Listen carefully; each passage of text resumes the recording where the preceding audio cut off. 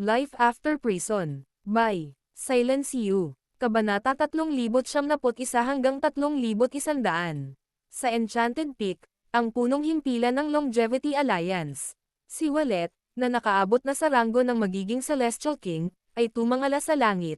Ang kanyang mukha ay medyo malungkot habang pinagmamasdan ang pulang dugong langit na may bahid ng itim na liwanag. Sa tabi niya, si Amethyst, na isa ring magiging Celestial King, ay nagtanong ng may kaunting pagkabalisa. Wallet, si Severin ay nasa 100 taon nang nag-iisa. Bakit hindi pa siya lumalabas? Ang buong kaharian ay sumasabog sa madilim na kaguluhan, at kung hindi siya lalabas sa lalong madaling panahon, natatakot ako na ang ating rehiyon ay magdurusa sa parehong kapalaran ng West Region. Ang espiritual na enerhiya at mga tuntunin ng langit at lupa sa Blue Celestial Realm ay sa wakas ay bumalik sa parehong antas nito noong sinaunang panahon simula nang magbanggaan ang orihinal na Celestial Realm at ang Diablo Realm 100 taon na ang nakalilipas. Sa panahong ito, ang mga cultivator sa buong kaharian ay nakaranas ng pagdami ng mga pagkakataon sa paglilinang. Hindi mabilang na mga Supreme Paragon ang nakaunawa sa mga tuntunin ng langit at lupa upang makarating sa Celestial Realm. Bukod dito, maraming Celestial ang nakaunawa sa mga misteryo ng kanilang sariling mga batas at lumakad sa ilog ng panahon, kinukuha ang nakaraan, kasalukuyan, at hinaharap na sarili upang maging mga Celestial King sa hinaharap. Salamat sa mga alchemical pills na pino mula sa Chaotic Peach at iba pang mga mahimalang bagay tulad ng Aetern Golden Pill at Destiny Dawn na naiwan ni Severin, ang Longevity Alliance ay umunlad sa loob lamang ng ilang dekada, at naging maihahambing sa mga itinatag na kapangyarihan. Sa sandaling iyon, bukod kay Severin, ipinagmamalaki ng Longevity Alliance ang 7 Celestial King sa hinaharap. Sila ay sina Adrian, Amethyst, Carson, Wallet, Jackson, at Lumano, na pawang mga kalahating immortal mula sa Blue Realm. 50 taon na ang nakalilipas, inubos nila ang Aetern Golden Pills na ibinigay ni Severin at matagumpay na nabawi ang kanilang mga nakaraang sarili at umangat sa ranggo na malapit ng maging isang Celestial King. Ang isa pang malapit ng maging isang Celestial King ay ang eccentric old man na unang nireranggo sa True Dragon Board. Oo nga. Kasunod ng pagbabalik ni Severin mula sa magulong kawalan patungo sa Longevity Alliance, sumali rin ang matanda sa alyansa at naging isang honorary elder. Para sa mga Celestial Cultivator, mabilis na tumaas ang kanilang bilang sa nakalipas na siglo, na umabot sa halos 200. Sa kanila, ang mga asawa ni Severin, pati na rin sina Lumano, Jackson, Allen, at iba pa, ang pinakamakapangyarihan sa mga tuntunin ng cultivation. Lahat sila ay nakarating na sa Celestial Complete Stage. Sa pangkalahatan, mayroong humigit kumulang 10 individual sa Celestial Complete Stage, humigit kumulang 30 individual sa Celestial Later Stage, 50 individual sa Celestial Mid Stage, at mahigit 100 individual sa Celestial Early Stage. Isa sa mga pinakakapansin-pansing grupo ay ang mga cultivator na orihinal na kabilang sa Sky Blue Sect, lalo na ang mga pinuno ng 12 Zodiac Halls, na naging mga kakilakilabot na Celestial. Bukod dito, napakaraming disipulo ang hindi pa nagiging mga Celestial. Total, ang teritoryo ng Longevity Alliance ay sumasaklaw sa buong Blue Celestial Realm, na sumasaklaw sa bilyon-bilyong milya, at kasama si Severin, isang kakilakilabot na Celestial King, mauunawaan na ang reputasyon nito ay tumaas na 1 siglo na ang nakalilipas. Ang mga disipulo sa ilalim ng Longevity Alliance ay lumaki sa halos 10 milyon, na ginagawa itong isang kakilakilabot na entidad sa loob ng Celestial Realm. Karaniwan, si Amethyst, ang dating pinuno ng sekta ng Grundy Uno Sacred Land, ay labis na matutuwa na makita ang masiglang estado ng Longevity Alliance. Ang kanyang ngiti ay malamang na umaabot mula tainga hanggang tainga. Gayunpaman, hindi na niya ito matagpuan pa. Dahil 70 taon na ang nakalilipas, ang Devil Realm ay ganap ng nakipagtagpo sa Celestial Realm. Bukod dito, sa pagsisimula ng Blue Celestial Realm, ang mga lahing extraterrestrial ay matapang na naglunsad ng madilim na kaguluhan. Ang walang kapantay na digmaang ito ay sumiklab mula sa West Region hanggang sa Novdivam Palace, na kumitil ng hindi mabilang na buhay. Ang Blue Realm ay matatagpuan sa gilid ng Eastern Sea, katabi ng Eastern Domain. Halos hindi na nakayanan ng Eastern Domain. Ang mga lahing extraterrestrial ay maaaring tunay na makaapekto sa Blue Realm kung hindi agad darating si Severin. Ito ay isang sitwasyon na ayaw talagang makita ni Adrian at ng iba pa. Total, nagsikap sila ng husto upang maitayo ang Longevity Alliance sa kasalukuyang estado nito, at sayang kung ito ay masisira ng mga lahing extraterrestrial. Siyempre, isa lamang ito sa mga dahilan. Kasama ng ilang dekadang madilim na kaguluhang ito, ang mga pangunahing puwersa ng Celestial Realm at ang mga lahing extraterrestrial ay bumuo ng isang sitwasyon kung saan sila ay magkasalungat at walang malalabasan. Ito ay alinman sa buhay o kamatayan. Alinman sa sila ay namatay sa kawalan o sila ay nagsikap laban sa mga posibilidad, nakikipagkompetensya para sa mahirap makuhang pagkakataong iyon. Sa liblib na silid pagsasanay ng patio, narinig ni Severin, na pinag-iisipan ang bakas ng makalangit na puso, ang pag-uusap ni na Adrian at Amethyst sa pamamagitan ng kanyang panlabas na ipinakikitang banal na pandama. Lihim niyang pinag-isipan kung ang mga lahing extraterrestrial ay tunay na nagsasara ng paunti-unti. Sa kaisipang ito, binawi niya ang kanyang banal na pandama at pinutol ang persepsyon ng kanyang sinaunang espirito sa bakas ng makalangit na puso. Sa loob ng silid pagsasanay, biglang nagmulat ng mga mata si Severin, na tila inukit sa kahoy o hinulma mula sa luwad.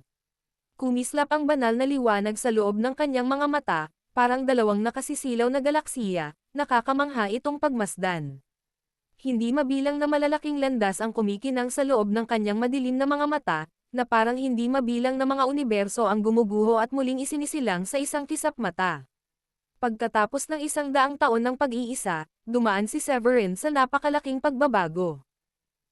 Hindi na niya naipakita ang kahangahangang kamahalan ng nakaraan, sa halip, ang lahat sa paligid niya ngayon ay tila natural, na naaayon sa dakilang landas.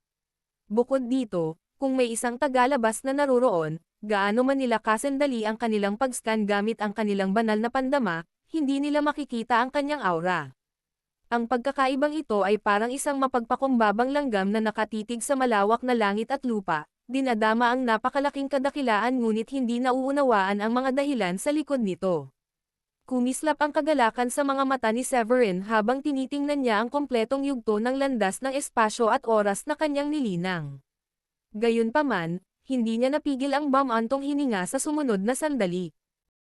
Simula nang makuha ko ang pangalawang marka ng pusong ito sa langit 100 taon na ang nakalilipas, paminsan-minsan akong nasa liblib na lugar, ngunit ngayong unti-unting lumalapit ang mga lahing dayuhan at nakarating na nga sa Eastern Domain, wala na akong ibang magagawa kundi ang lumabas mula sa liblib na lugar. Kung mayroon pa akong 100 taon, marahil ay magkakaroon ako ng pagkakataong malutas ang mga misteryo ng malapit ng maging Celestial Regent. Ang tulong ng makalangit na imprint ng puso sa kanya ay partikular na makabuluhan noong siya ay nag-iisa, pinayagan siya nitong ganap na linangin ang landas ng espasyo at oras at iangat ang kanyang inner world sa antas ng mga pinakamataas na antas ng kaharian sa loob ng Middle Thousand Worlds. Ang kanyang lakas ay umabot na sa antas ng Celestial King sa kumpletong yugto. Sa isang pag-iisip lamang, maaari siyang manganak ng hindi mabilang na mga lihim na kaharian o pumatay ng hindi mabilang na mga nilalang. Hawak niya ang sansinukob sa kanyang mga kamay, pinagmasdan ang nakaraan gamit ang kanyang mga mata, niliwanagan ang kalangitan, at niyanig ang takbo ng tadhana. Kasama ang kanyang Oculus Blade, siya ay lubos na walang talo sa mga may parehong ranggo. Gayunpaman, mayroon pa ring kaunting agwat sa pagitan niya at nang malapit ng maging Celestial Regent. Sa loob ng 100 taong panahong ito, ang primal spirit ni Severin ay tumawid sa walang katapusang ilog ng panahon, naglalakbay sa mga sinaunang panahon, at halos nakahanap siya ng paraan upang makalusot upang maging ang malapit ng maging Celestial Regent. Ang isang Celestial King ay Panginoon ng isang dakilang landas, habang ang isang Celestial Regent ay Panginoon ng 3,000 dakilang landas. Iniisip ko kung ilang panahon ng paglilinang at kung gaano karaming kaliwanagan ng mga dakilang landas ang kinakailangan upang makarating sa antas ng isang Celestial Regent. Alam niya na kahit ang dalawang ninuno ng mga lahing extraterrestrial na malapit ng maging Celestial Regent ay mayroon lamang kahusayan sa 1,000 landas, na nagpapahiwatig kung gaano kahirap ang makarating sa antas ng Celestial Regent. Umiling si Severin, nilinis ang kanyang isipan mula sa mga masalimuot na kaisipan at nawala mula sa training room. Sa sumunod na sandali, Tahimik na lumitaw ang kanyang figure sa tabi ni na Amethyst at Adrian. Alam niyang dapat siyang mag-ingat sa mga lahing extraterrestrial. Malapit na sila sa Eastern Domain, at sa loob ng Eastern Domain ay naroon ang mga teritoryo ng Ingeni Paradise at Clear Wind Sect. Dahil mayroon siyang banal na kasunduan sa dalawang Celestial King, nararapat lamang na tulungan niya sila. Dahil doon, nag-isip siya sandali at sinabing, "Kumusta na? Bakit hindi mo pangunahan ang pagsulong para suportahan ang Eastern Domain?" Ginulat sina Amethyst at Adrian sa biglaang boses. Biglang nanigas ang kanilang mga mata at napuno ng magulong alon ang kanilang mga puso nang makita nila si Severin na tila ba'y sumusulpot sa kanilang likuran. Pareho silang magiging mga makapangyarihang Celestial King, at lohikal na dapat ay naramdaman nila ang anumang paggalaw sa kanilang paligid. Gayunpaman, hindi nila naramdaman ang pagdating ni Severin. Nang inig ang anit ni Amethyst nang maramdaman niyang ang aura ni Severin ay walang anumang celestial aura, tulad ng sa isang mortal. Kung tutuusin, dapat ay nakakaramdam siya ng matinding pressure na katulad ng pagdating ng dakilang landas kapag nahaharap sa isang Celestial King, ngunit hindi niya iyon naramdaman kay Severin. Para makamit ang ganoong kahanga-hangang gawa, ang cultivation ng kalaban ay dapat na higit na malampasan ang sarili niya. Dahil dito, napuno ng gulat ang mukha ni Amethyst habang sinasabi niya ito. Severin, ano na ang antas ng iyong cultivation ngayon?" Nang makita ang gulat na ekspresyon ni Amethyst, naiinip na sabi ni Severin. "Kumpletong yugto lang ng Celestial King. Sigurado ka bang hindi ka pa nakaklampas sa antas ng Celestial King?" Nanlaki ang mga mata ni Amethyst at napalunok ng mariin, hindi makapaniwala na si Severin ay isa pa ring Celestial King. Pakiramdam niya, kahit ang pagkabigla na dulot ng pagharap kay Sakya noong nakaraang pagkakataon ay hindi kasing laki ng pagkabigla na nararamdaman niya sa sandaling iyon. Total, isa na siyang cultivator sa antas na malapit ng maging isang Celestial King. Ang terminong malapit ng maging isang Celestial King, kahit papaano ay naglalaman ng mga salitang Celestial King, at nagbigay sa kanya ng ilan sa mga kakayahan ng isang Celestial King matapos makuha ang nakaraan, kasalukuyan, at hinaharap. Sa makatuwid, ang persepsyon ng isang magiging Celestial King sa isang Celestial King ay dapat na halos pareho. Gayunpaman, tila nabigo ang persepsyon na ito sa harap ni Severin. Malamang na hindi alam ni Amethyst kung paano siya mamamatay kung makakaharap niya si Severin sa isang laban. Kaya, mauunawaan kung bakit siya labis na nagulat. Marahang ikinumpas ni Severin ang kanyang kamay sa harap ng gulat at takot na si Amethyst upang ipatawag ang isang pool ng Sky-Earth Spiritual Liquid sa kawalan. Ilang kumikinang na dahon ng tsaa ang lumitaw din mula sa manipis na hangin. Habang nagsasama ang dalawa, naglabas sila ng nakakapreskong halimuyak, at pagkalipas ng ilang segundo, isang palayok ng mabangong tsaa ang lumitaw sa kamay ni Severin. Gamit ang kanyang kakayahang lumikha ng mga bagay mula sa hangin, minanipila ni Severin ang kanyang mana upang magsalin ng isang tasa ng gininto ang tsaa para kina Amethyst at Adrian. Pagkatapos, casual niyang sinabi, "Mahalaga sa akin ang Ingeni Paradise, kaya sasamahan kita roon. Severin, bakit hindi ka na lang dito manatili, at hayaan mo na lang akong umalis kasama ang ilang iba pang mga elder?" Sabi ni Amethyst nang nakakunot ang noo. Ang sitwasyon sa buong kaharian ng langit ay naging hindi mahulaan, at wala siyang ideya kung paano mabubuksan ang hinaharap. Kahit sa loob ng teritoryo ng Longevity Alliance, ang mga nakakalat na dayuhang nilalang ay nagsisimula ng mga alitan. Kaya, kung si Severin ay lilito sa Eastern Domain, maaaring samantalahin ng mga dayuhang Celestial King ang pagkakataong salakayin ang Longevity Alliance. Naunawaan ni Severin ang mga alalahanin ni Amethyst, ngunit hindi siya susuko sa pagpunta sa Eastern Domain. May kutob siya na ang paglalakbay na ito sa Eastern Domain ay magbibigay sa kanya ng pagkakataon. Kung tungkol sa kung anong uri ng pagkakataon, hindi niya masabi ng sigurado. Kaya, kailangan niyang umalis, kahit ano paman. Nang makita ang determinasyon ni Severin, wala nang dahilan si Amethyst para hikayatin siya at sa huli ay tumango bilang pagsang-ayon. Ininom niya ang tsaa sa kanyang kamay ng isang lagok, naramdaman ang pag-agos ng batas at espiritual na enerhiya na sumabog sa loob niya. Mabilis na nawala si Amethyst mula sa lugar upang tipunin ang kanyang mga disipulo. Ilang sandali pa, tumayo si Severin sa unahan ng isang espiritual na bangka sa itaas ng Longevity Alliance.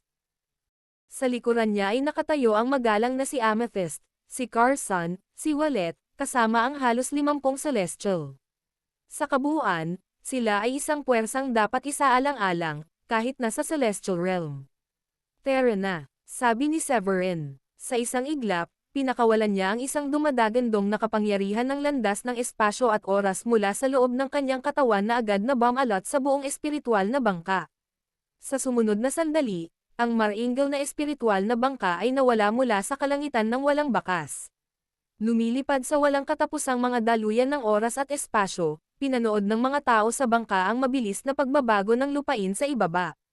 Sa loob ng wala pang isang hininga, nakarating sila sa Eastern Domain. Ang kalangitan sa ibabaw ng malawak na Eastern Domain ay madilim, na parang natatakpan ng walang katapusang madilim na ulap.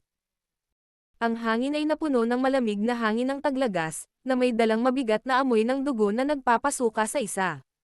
Ang buong Eastern Domain ay hindi na katulad ng dati nitong kariktan, lahat ay pira-piraso, ang mga bundok, ilog, at lupain ay magulo. Nakatayo sa unahan ng bangka, pinagmasdan ni Severin ang tanawin ng walang ekspresyon ang mukha.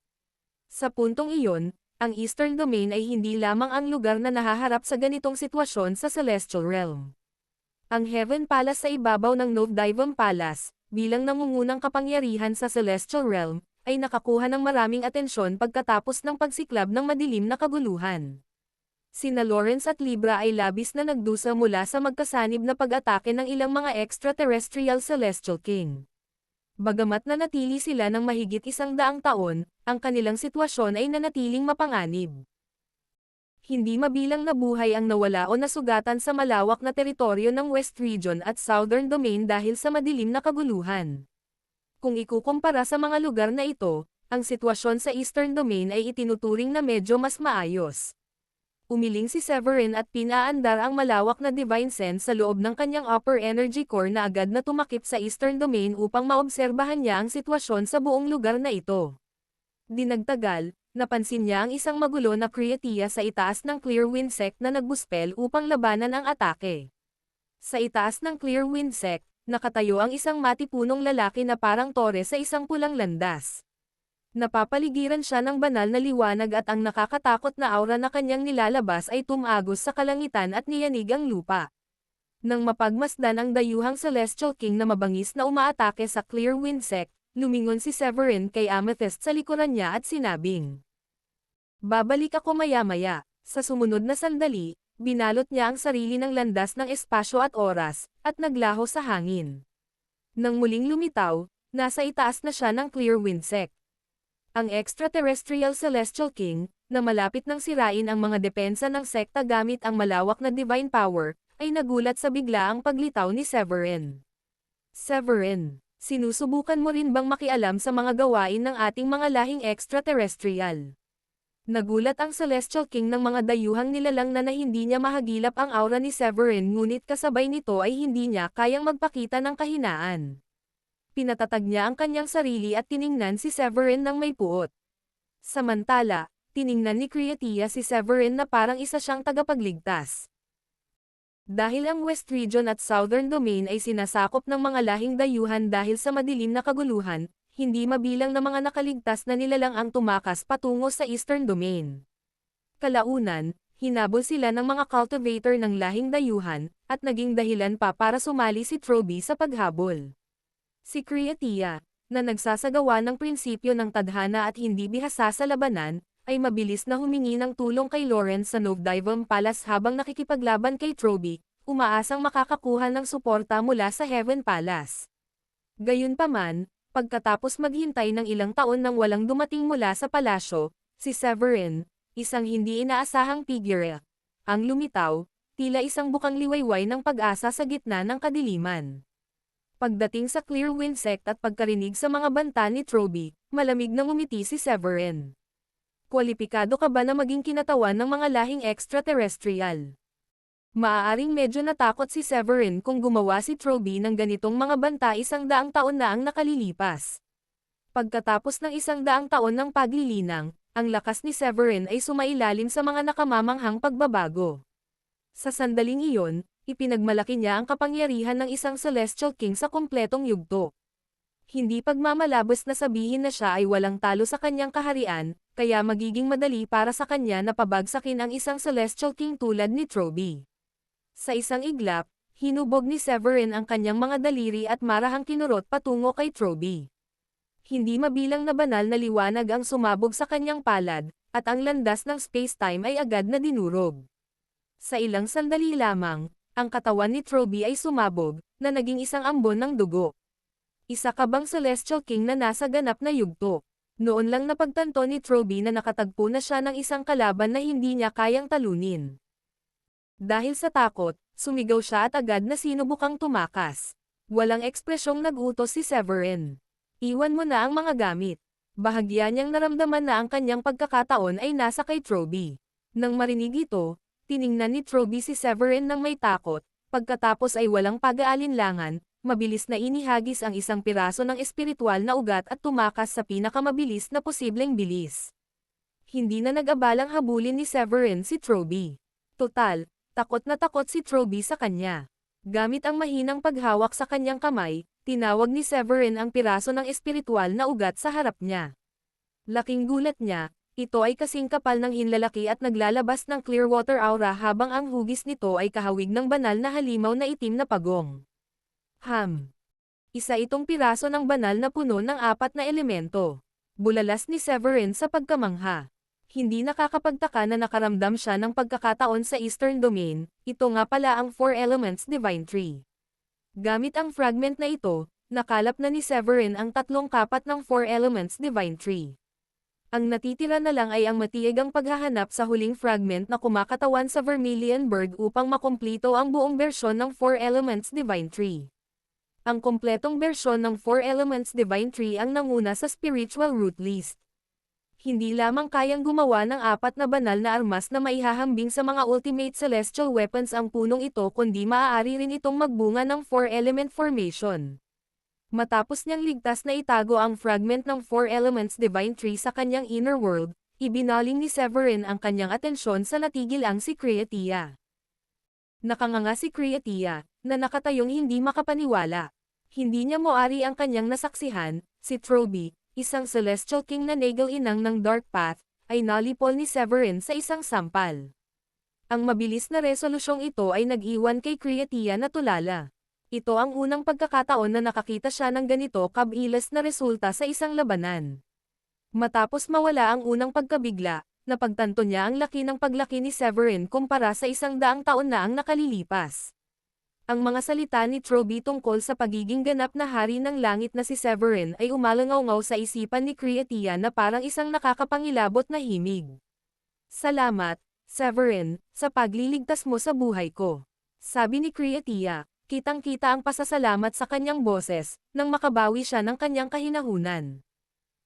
Tinitigan ni Creatia ang gwapong binata sa harap niya ng may mapait na ekspresyon, ang kanyang mga mata ay puno ng hindi maikakailang inggit. Nakarating si Severin sa antas ng langit mga 200 taon pa lamang ang nakalilipas, isang maliit na bahagi lamang ng oras kumpara sa oras na ginugol nila sa paglilinang, ngunit, ang pagkabigla na naramdaman niya sa kanila ay mas malaki sa bawat pagkikita. Nakaramdam si Creatia ng paninikip sa kanyang dibdib habang pinagmamasdan niya si Severin na hawak ang piraso ng 4 Elements Divine Tree. Nagpakita siya ng magkasalungat na ekspresyon sa kanyang mukha. Ang dahilan kung bakit walang humpay siyang hinabol ni Troby ay dahil naramdaman nito ang presensya ng isang piraso ng 4 Elements Divine Tree sa loob niya. Ang piraso ng 4 Elements Divine Tree na kumakatawan sa Vermilion Bird na pag-aari ni Creatia ay nakuha ng hindi sinasadya habang ginalugad niya ang isang lihim na kaharian. Hindi niya kailanman inakala na halos maging hatol ito sa kanyang kamatayan. Nang mapagtanto na si Severin ay dumating din para sa piraso ng 4 Elements Divine Tree, nagpumiglas sandali si Creatia bago bumalik sa pagiging kalmado ang kanyang mukha. Gumawa siya ng isang mahirap na desisyon. Kasabay nito, tiniyak niya sa sarili na kahit ibigay niya kay Severin ang piraso ng 4 Elements Divine Tree, 2 piraso lang ang makukuha nito.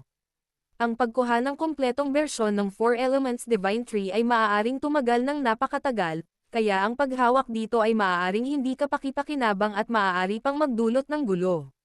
Mas makabubuting ibigay na lang ito.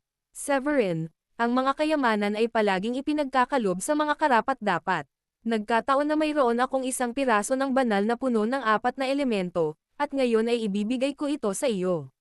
Sabi ni Kriatia. Pagkatapos noon, dahan-daang itinaas ni Kriatia ang kanyang kamay, at isang piraso ng 4 Elements Divine Tree, na kumikinang sa masiglang enerhiya ng batas, ang lumitaw sa kanyang harapan. Labis na nagulat si Severin sa hindi inaasahang regalo. Akala niya ang kanyang pagkakataon ay nasa piraso lamang na hawak ni Troby, at hindi niya inaasahan na magkakaroon pa si Kriatia ng isa pang piraso ng 4 Elements Divine Tree. Malugod na tinanggap ni Severin ang alok ni Kriatia at inabot ang sanga na may katangiang apoy ng Vermilion Bird. Masayang sabi niya kay Kriatia. Nagkataon lang na kailangan ko ito, at hindi magandang asal kung tatanggihan ko rin ang iyong handog. Maraming salamat para dito. Ang mapagpanggap na saloobin ni Severin ay nag-iwan kay Kriatia ng kirot sa kanyang puso. Natuklasan niya ang sanga sa gitna ng mga guho ng sinaunang Celestial Realm ilang sandali matapos maging isang Celestial King. Ito ay kasama niya sa hindi mabilang na mga panahon, ngunit napunta ito sa mga kamay ng ibang tao. Kasabay ng isang malungkot na ngiti, nagpaalam si Kriatia kay Severin. Sabik na itinago ni Severin ang lahat ng mga piraso ng dalawang espiritual na sanga sa kanyang panloob na mundo. Habang nagsasama sila sa 4 Elements Divine Tree, ang mismong asensya ng pinagmulan ay tila gumalaw sa loob. Sa loob ng mga hangganan ng kanyang panloob na mundo ay lumitaw ang mga umiikot na hangin, mga ulap, mga kidlat na pumuputok, at umuugong na kulog. Isang gininto ang magulong banal na liwanag ang sumiklab mula sa lupa at sumikat sa kalangitan. Sa itaas, ang mga landas na kumakatawan sa Wildfire, Clearwater, Heptagold, at Thunderlaw ay lumitaw sa harap niya, na binuhusan ang 4 Elements Divine Tree ng kanilang asensya. Sa loob ng ilang segundo, nasaksihan ni Severin ang mabilis na paglaki ng puno. Ang puno nito ay tila sumusuporta sa kalangitan na parang isang haligi, habang ang mga sanga nito ay umaabot sa malawak na kalawakan. Kumakaluskos ang mga dahon nito na may 4 na magkakaibang kulay, at ang kidlat ay tumatagos sa kalangitan mula sa puno paminsan-minsan. Ang langit at apoy ay pagkatapos ay nilamon ang mga lilang ulap. 4 na usbong ang lumitaw ng magkakasunod sa itaas ng mga sanga ng 4 Elements Divine Tree, at bawat isa ay pumipintig na may napakalakas na aura na kayang makipagkumpetensya kahit sa pinakamalakas na immortal na sandata tulad ng Oculus Blade at Green Emperor's Pagoda. Hindi tulad ng mga ordinaryong sandata na nilikha sa pamamagitan ng pagpapanday, ang 4 na sandata mula sa punong iyon ay likas, nagtataglay sila ng walang kapantay na kapangyarihan at inaalagaan ng langit at lupa. Napagtanto ni Severin na ang mga sandata mula sa 4 Elements Divine Tree ay mangangailangan ng meriming siglo upang ganap na mahinog. Nang masipsap ng puno ang 4 na dakilang kapangyarihan sa loob ng kanyang panloob na mundo, nagpasya si Severin na kaya pa rin niyang maghintay sa kanilang pagunlad. Matapos sumulyap kay Kriatia habang ang huli ay bumalik sa Clear Windsect, pinunit ni Severin ang espasyo sa tabi niya at tinahak ang mga daluyan nito upang makabalik sa airship. Sa mahinahong boses, sinabi niya, "Pansamantalang naiwasan ang krisis sa Clear Windsect, kaya't tatanggo na tayo ngayon sa Ingeni Paradise." Walang pagtutol sina Amethyst at ang iba pa, dahil alam na alam nila ang pangangailangang apurahan na hinaharap. Ang Ingeni Paradise ay mas malapit sa Southern Region, kaya naman ang panganib ay nasa bingit ng panganib. 2 pamilya ng makapangyarihang mala-Celestial King ang naharap sa pagkawasak. Ang nasa Western Region ay tuluyang nalipol, habang ang sa Southern Region ay dumanas ng matinding pagbawas na nag-iwan lamang ng iilang nakaligtas. Ang parehong rehiyon ay malapit sa Ingeni Paradise, kaya ito ang unang target ng paparating na kadiliman. Sa ilalim ng pamumuno ni Severin, ang airship ay naglakbay sa malawak na kalawakan ng mga bundok at ilog sa isang iglap. Malamlam na liwanag ang nagliwanag sa abot-tanaw, na nagpapakita ng mga nakakatakot na aura na kumakalat sa tanawin. Ang Ingeni Paradise, na dating isang kanlungan ng kagandahan at katahimikan, ngayon ay nababalot ng katiwalian, ang paligid nito ay nadungisan ng itim na tinta. Sa gitna ng kaguluhan, hindi mabilang na mga casual na cultivator ang naghanap ng kanlungan sa loob ng mga proteksyon na porma sayon sa loob ng lupain, nagmamadaling makarating sa kaligtasan. Sumulyap si Severin at nasaksihan ang isang mabangis na komprontasyon na nagaganap sa ilog ng panahon. Dalawang figure ang nagsasagawa ng labanan, ang kanilang paghaharap ay naglabas ng isang mapaminsalang alon na sumire sa malalawak na bahagi ng kawalan. Si Kal-Lide, na nakasuot ng umaagos na puting damit habang tumatapak sa mga ulap, ay tila bahagyang pagod.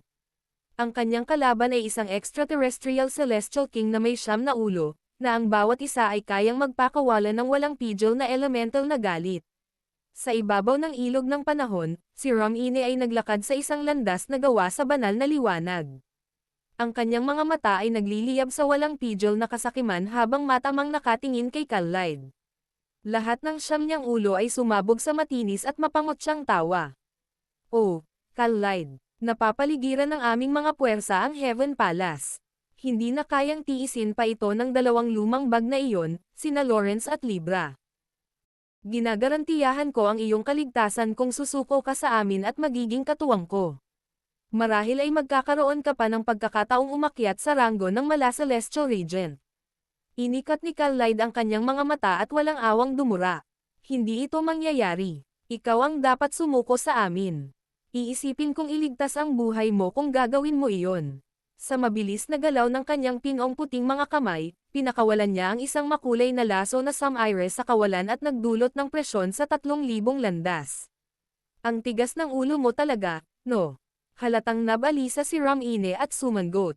Ang Heaven Palace ay kinubkob, at ang aking mga kasama ay pinakikilos ang aming mga ninuno habang tayo ay nag-uusap. Si Lawrence ay abala, habang ang Clearwind Sect at ang Tri-Celestial Island ay parehong abala sa kani-kanilang mga banta. Sino ang inaasahan mong tutulong sa iyo? Umaasa ka pa rin ba na si Severin, na ilang siglo nang nag-iisa, ay biglang darating upang iligtas ka? Nagtaglay ng mapanghamak na ekspresyon ang mga ulo ni Ram-Ine habang binabanggit niya ang pangalan ni Severin. Hindi sana sumiklab ng wala sa oras ang madilim na kaguluhan kung hindi pinatay ni Severin si Luther 100 taon na ang nakalilipas. Sa kabila ng isang siglong lumipas, 3 lamang sa 9 Heavens and 10 Lands ang nasakop, ang Devil Realm, ang Southern Region, at ang Western Region. Malayo pa ang lalakbayin mula sa kadakilaan ng sinaunang panahon. Ang paghamak ni Ram-Ine kay Severin ay nagmula sa pagsisimula ng huli ng madilim na kaguluhan, para lamang makapasok sa isang siglong pag-iisa. Sa kabila ng estratehikong posisyon ng Longevity Alliance sa Blue Region, ang mga Celestial King na may taglay na extraterrestrial aura ay nahaharap sa banal na paghihiganti kung tatawid sila sa mga tubig na iyon. Tanging ang proteksyon ng Green Emperor Pagoda ang pumihil sa kanilang pagsulong. Bagamat nagtagpo na ang mga kaharian at nagsisimula ng maging katulad ng sa sinaunang panahon, ang mga extraterrestrial ay itinuturing pa ring mga tagalabas na hindi malugod na tinatanggap sa Celestial Realm. Tila tinanggihan ng langit at lupa ang kanilang pag-iral, at iyon ang isa sa mga dahilan kung bakit hindi nila nagawang maglunsad ng anumang pag-atake sa Longevity Alliance. Tila nanlabo ang liwanag sa mga mata ni Kal-Lide nang marinig ang mga salita ni Ram-Ine, dahil ang buong Celestial Realm ay sangkot sa digmaan at ang Heaven Palace ay malamang na mas malala pa kaysa sa Ingeni Paradise. Sa kabilang banda, ang sitwasyon sa Clearwind Sect at Tri-Celestial Island ay nanatiling hindi alam, ngunit sigurado si Kal-Lide na ang mga extraterrestrial ay may sariling plano. Ito ay isang bagay na lampas sa kanyang kontrol, dahil mayroon lamang 5 Celestial King kahit na pagkatapos ng ilang daang panahon.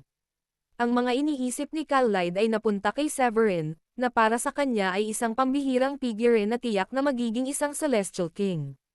Gayunpaman, ang pagkawala ni Severin mula nang nakawin ang marka ng puso ng langit isang siglo na ang nakalilipas ay nag-iwan kay Kal-Lide ng kawalan ng katiyakan kung magpapakita ba siya. Sa sandaling iyon, kahit papaano, nagpasya siyang lumaban hanggang sa wakas. Bigla na lamang, tila nagbago ang kulay ng langit at lupa, habang ang mga dumadagandong na ungol ay umalangaw-ngaw sa buong Celestial Realm. Isang patak ng dugong kulay lilat ginto ang bumaba mula sa ika-9 na patong ng langit, na nagbabadya ng isang mapaminsalang balita na bumuhos sa isipan ni Kal-Lide, bumagsak na ang Heaven Palace, at gayon din si Lawrence. Nakatitig si Kal-Lide sa hindi makapaniwala habang binalot siya ng takot. Samantala, si Ram-Ine ay matagumpay na napangisi mula sa kanyang harapan. Ha ha ha, Walang makakapagligtas sa iyo ngayong bumagsak na si Lawrence. Sumuko ka sa akin, at bibigyan kita ng buhay na walang hanggan, ngunit unahin kong tatamasahin ang mga kasiyahan ng iyong laman. Pinalakas ni Khalid ang kanyang determinasyon, at ang kanyang walang kapintasang mukha ay nagpakita ng isang alon ng determinasyon habang mahigpit niyang hinigpitan ang makulay na laso. Ang pagsuko sa mga mananakop na tulad mo ay hindi kailanman magiging opsyon para sa akin. Kasabay ng isang matunog na sigaw, ang batas ng mga landas ay umalangaw-ngaw sa paligid ni Khalid habang ang kanyang makalangit na kapangyarihan ay nagpapakita bilang isang puwersang pangdurog sa kawalan. Ang mga makukulay na banderitas ay sumugod patungo kay Ram-Ine, na sumire sa malawak na espasyo. Si Khalid ay nagpakita ng matinding paninindigan at inihanda ang sarili para sa isang nalalapit na labanan, na ikinagalit ng mga Ram-Ine. Walang hangganan ang katigasan ng ulo mo. Matapos ang isang mapanghamak na pagsinghot, ang sandatang hawak niya ay sumabog ng may banal na liwanag, at ang malabong kulay na bandila ay nagladlad ng isang sinag ng liwanag na umaabot ng 1,000,000 milya. Kasabay ng isang malakas na putok, ang pagbangga ng dalawang sandata ay umalangaw-ngaw, na nagpakawala ng isang nakabibinging pagsabog. Ang shockwave ay pumutol sa kawalan, na pumutol sa mga kadena ng nakapalibot na mga landas. Dahil sa pagod na pagod, si Khalid ay natisod sa ilalim ng pagsalakay habang ang dugo ay tumutulo mula sa sulok ng kanyang bibig. Nagtamo siya ng malubhang pinsala. Ang siyam na mukha ni Ram-Ine ay ngumiti ng palihim habang pinagmamasdan ang kalagayan ni Khalid. Huwag kang umasa. Nasa isang mahirap na sitwasyon ka ngayon. Wala na ang Heaven Palace, at bumagsak na rin si Lawrence. Kahit ang Clearwind Sect at Tri-Celestial Island ay kinubkob ng aking mga puwersa. Sa tingin mo ba ay tutulungan ka ni Severin pagkatapos ng maraming taon ng pag-iisa? Naghanda si Ram-Ine na gumawa ng isang mapagpasyang atake na magbibigay daan sa kanya upang mahuli si Khalid ng tuluyan, na sa wakas ay wawakasan ang kanyang mga araw ng paghahangad sa gayong kagandahan. Gayunpaman, sa isang biglaang pag-ikot ng kapalaran, isang napakalamig na boses ang tumusok sa hangin sa likuran ni Ram-Ine. Oh, akala mo ba ganoon kadali ang lahat para sa'yo? Bago pa man lubos na maintindihan ni Ram-Ine ang sitwasyon, lumitaw si Severin wala pang 100 talampakan ang layo sa likuran niya. Walang anumang nakikitang pagbabago-bago ng enerhiya ang kanyang anyo, ngunit buong pagmamalaki siyang nakatayo habang nakalutang sa ere. Nakaramdam si Ram-Ine ng lamig na gumagapang sa kanyang gulugad nang maramdaman niya ang presensya ni Severin. Bilang isang Celestial King, kahit ang pinakamaliit na kaguluhan sa kanyang paligid ay hindi makakatakas sa kanyang atensyon. Ngunit tila nalampasan ng kanyang pandama ang pagiging palihim ni Severin. Kung nais ni Severin na magsagawa ng palihim na pag-atake, wala na sana si Ram-Ine. Ang biglaang paglitaw ni Severin ay nagpahinto sa paggalaw ni Ram-Ine, at ang huli ay nagsimulang kumilos ng mas maingat. Naramdaman ni Ram-Ine na ang katawan ni Severin ay walang enerhiya at kahit papaano ay kahawig ng isang ordinaryong mortal, ngunit malinaw na si Severin ay nakatayo ng may pagmamalaki sa harap niya sa ere. Samantala, si Khalid ay naghahanda para sa pinakamasamang maaaring mangyari kung sakaling kailanganin niyang labanan ang kanyang sarili hanggang kamatayan, ngunit ang biglaang pagdating ni Severin ay nag-iwan sa kanya ng pagkagulat. Wala sa sarili siyang kagalakan habang ibinabalita niya ang kaligtasan para sa Ingeni Paradise. Bago pa niya maipahayag ang kanyang ginhawa, sumugod na si Ram-Ine. Ang kanyang bandila ay nagliliyab na may nakakatakot na liwanag at diretso niyang tinutukan si Severin. Mag-ingat ka, sigaw ni Khalid. Gayunpaman, nanatiling kalmado si Severin, at malamig ang kanyang tingin habang hinaharap ang paparating na atake ni Ram-Ine. Walang silbi ang mga walang kwentang teknik na yan laban sa akin. Isang mapaminsalang suntok ang inilunsad ni Severin at tinawag ang isang banal na kamay mula sa kailaliman ng kawalan. Isang malakas na kalabog ang sumunod, na nagpahina sa dating kakilakilabot na anyo ni Ram-Ine at naging parang ulap ng dugo. Sinakmal ni Ram-Ine ang takot nang bigla siyang mapagtanto. Ikaw. Isa kang perpektong Celestial King. Kasabay ng isang sigaw ng takot, tumakas si Ram-Ine nang hindi lumilingon at agad na ginamit ang kanyang pamamaraan sa pagtakas. Napangiti si Severin sa walang saysay na pagtatangka, at hindi niya ipagkakaluob sa kanyang kalaban ang luho ng pagtakas. Sa isang kisap mata, Pinaga niya ni Severin ang marka ng puso sa langit, na lumikha ng isang mapaminsalang sinag ng espada na hamati sa paglipas ng panahon at binura ang pag-iral ni Ram-Ine mula noong nagkaroon ito ng kaalaman tungkol sa mga landas at prinsipyo. Dalawang manipis na labi lamang na may taglay na diwa ng mga landas ang nanatili kasunod ng matuwid na galit ni Severin. Nagulat siya rito, agad niyang inipon ang enerhiya nang hindi man lang naglaan ng oras para obserbahan ang mga ito. Sa pagbagsak ng isang Celestial King, ang mga kalangitan mismo ay tila nagluksa nang tumama ang pulang kidlat sa kalangitang Celestial at nagdala ng maikling sandali ng kaguluhan sa Celestial Realm. Ang papalubog na araw ay kasing pula ng dugo sa Nine Heavens sa itaas ng Blue Celestial Realm. Ang dating maunlad na Heaven Palace ay Sir Asira, ang pader nito ay sira-sira at may graba na nakakalat sa lahat ng dako. Sa tarangkahan ng Pure Heart Hall, pinangunahan ni Oliver ang apat na Celestial King, kabilang sina Lochik at Verdonto, upang mag-relax sa kanilang ginagawa.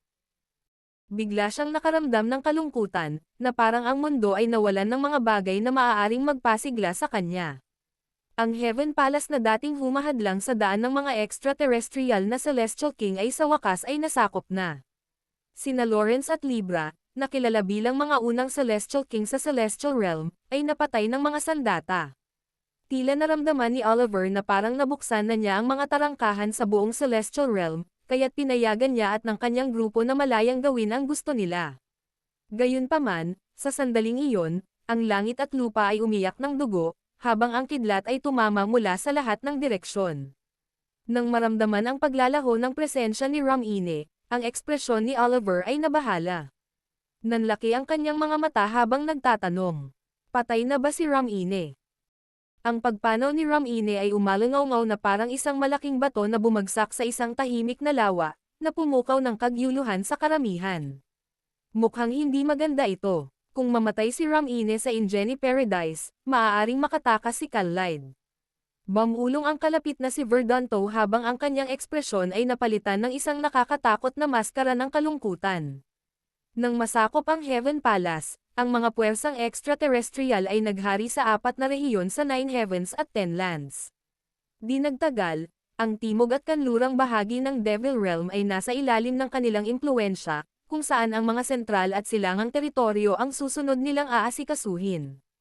Gayunpaman, ang Ingeni Paradise ay isang kakilakilabot na baluarte sa Eastern Region. Ang biglaang pagkamatay ni Ram-Ine ay nagdulot ng malaking problema sa mga pagkana ng mga extraterrestrial, na nagpahinto sa kanilang pagsulong. Kitang-kita ang pagpintig ng mga sentido ni Oliver nang marinig niya iyon. Itinaas niya ang kanyang tingin at sumulyap sa gininto ang liwanag sa kawalan na tila tumatagos sa bilyon-bilyong milya. Ang kanyang banal na pandama ay lumawak mismo sa kalangitan sa itaas ng Ingeni Paradise. Kumunat ang noo ni Severin at nagpakawala ng malamig na suntok nang mapansin niyang may sumusubok na manektik sa kanya.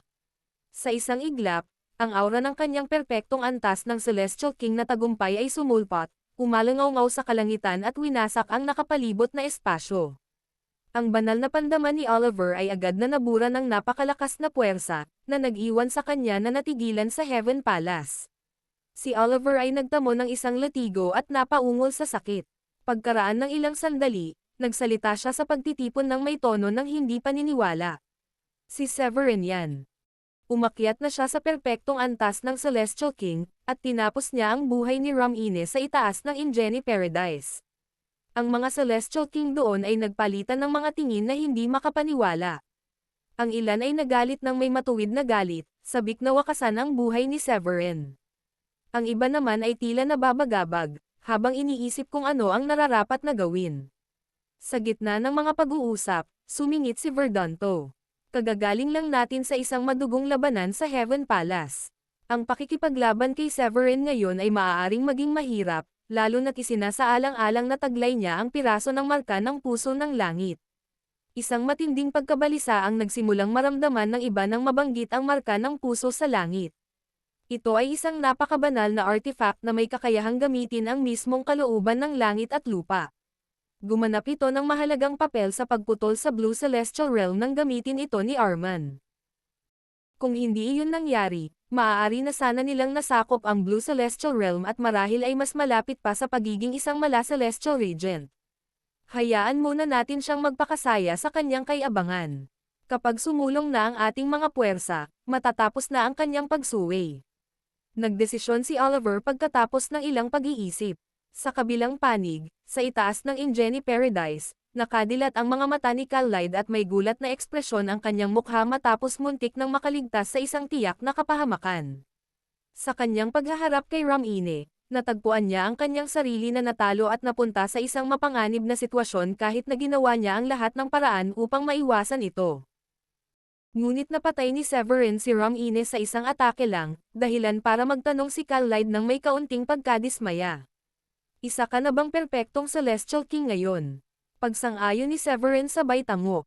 Ako nga, lahat ng ito ay salamat sa piraso ng marka ng pusong langit na nakuha ko mula sa magulong kawalan isang siglo na ang nakalilipas. Dahil sa labis na pagkagulat sa kumpirmasyon mula kay Severin, nanginig si Callide at huminga ng malalim. Malinaw na hindi ito ordinaryong kalaban. Naalala niya na si Severin ay isa lamang true immortal noong una itong pumasok sa Celestial Realm. Kalaunan ay nakamit niya ang pabor nito sa pamamagitan ng pagpatay kay Robin, isang mala Celestial King. Ang kanyang mabilis na pag-akyat sa Celestial King status isang siglo na ang nakalilipas ay sapat na kamangha-mangha, ngunit ang pag-abot ngayon sa perpektong yugto ng Celestial King ay talagang hindi kapani-paniwala. Nasa bingit na siya ng pagiging isang mala Celestial na regent. Nang mapansin ni Severin ang gulat na ekspresyon ni Callide, iniabot niya ang kanyang kamay at iwinagayway ang mga ito sa harap ng kanyang mukha. Sige, pwede na kayong tumigil sa pag-iiskala ngayon. Ano pa ang dapat ikagulat? Isa lang itong perpektong antas ng Celestial King na tagumpay. Gayunpaman, ang dalawang pinakamalakas na individual mula sa mga extraterrestrial ay mga mala Celestial na rehente. Ngayong bumagsak na sina Lawrence at ang Heaven Palace, nanganganib tayong tuluyang malipol kung hindi tayo magkakaisa. Sumang-ayon si Callide sa kanyang loika. Pagkatapos ay nag-propose si Callide. Magtipon tayo sa Ingeni Paradise at magplano ng mga estratehiya para sa ating pagtugon sa kanilang banta.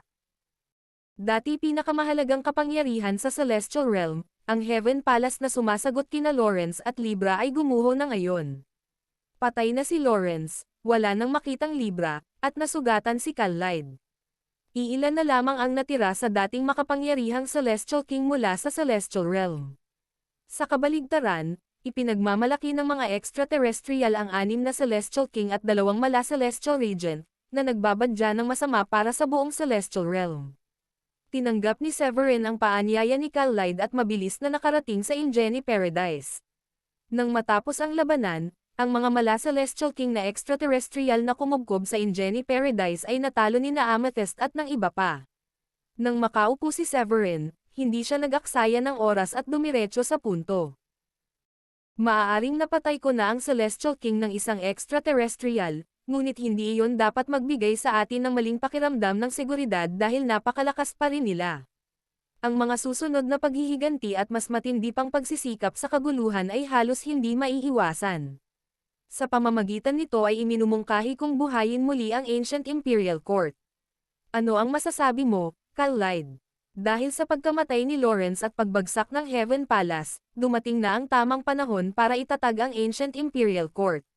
Sa loob ng isang siglong pag-iisa, nasulyapan ni Severin ang kapangyarihan ng kanyang panloob na mundo at naramdaman ang kanyang panloob na mundo na malapit ng malampasan ang mga hangganan nito at maging isang dakilang libong mundo. Gayunpaman, may isang mahalagang bagay na hindi niya naranasan. Sinikap niyang tularan ang mga pamamaraan ni Lawrence, ginagamit ang kapalaran ng lahat ng lahi upang umakyat sa kataas-taasang kaharian at muling itayo ang kaayusang celestial. Nabigla si Callide sa matapang na plano ni Severin at nagtaka kung bakit niya iminumungkahi ang isang bagay na tulad nito. Kung buhay pa si Lawrence, tututulan niya ito ng walang pag-aalinlangan, ngunit ang pagkamatay ni Lawrence at ang nagbabantang-banta sa Celestial Realm ang dahilan kung bakit nagpasya si Callide na sumugal. Total, muntik na siyang madakip ng buhay ni Ramine kung hindi dumating si Severin sa oras. Pagkatapos ng isang sandali ng pagmumuni-muni, tumanggo siya ng tame time. Ikaw ang tanging mataas na Celestial King sa Celestial Realm. Napilitan tayong mapunta sa isang sulok, at nararapat lamang na magsakripisyo.